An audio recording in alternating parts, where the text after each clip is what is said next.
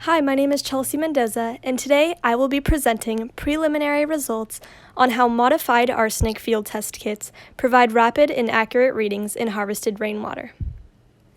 Although commercial field kits have been developed to increase water monitoring, such as the arsenic low-range test kit produced by the Hawk Company, due to its wide application and potential benefits, it's critical to validate its reliability. In this investigation, I evaluated the reliability of a slightly modified version of the Hawk do-it-yourself method. 212 harvested rainwater samples were collected from 4 different Arizona communities: Dewey Humboldt, Globe Miami, Hayden Winkleman, and Tucson. They were then analyzed by both inductively coupled plasma mass spectrometry, ICP-MS, and the Hawk kit. The DIY procedure starts with receiving harvested rainwater samples from our citizen scientist collaborators. Then, once in the laboratory, prepackaged sulfamic acid and zinc powder are introduced to the reaction vials.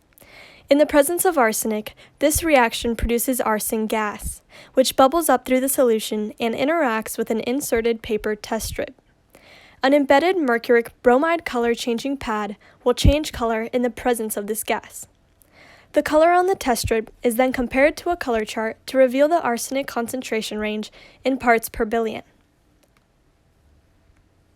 This infographic reveals that 93.87% of the DIY test strip samples were within the range of the ICP-MS laboratory results. Breaking down the numbers, 13 samples gave inconsistent readings between the DIY and laboratory method.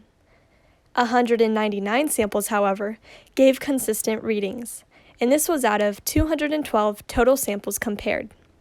These preliminary results suggest that the modified DIY method is a suitable screening tool for community members to use. The use of these field kits for the rapid detection of inorganic arsenic will increase environmental monitoring efforts in at-risk communities, influence people's understanding of the scientific method, and increase environmental education and health literacy. Thank you for your time.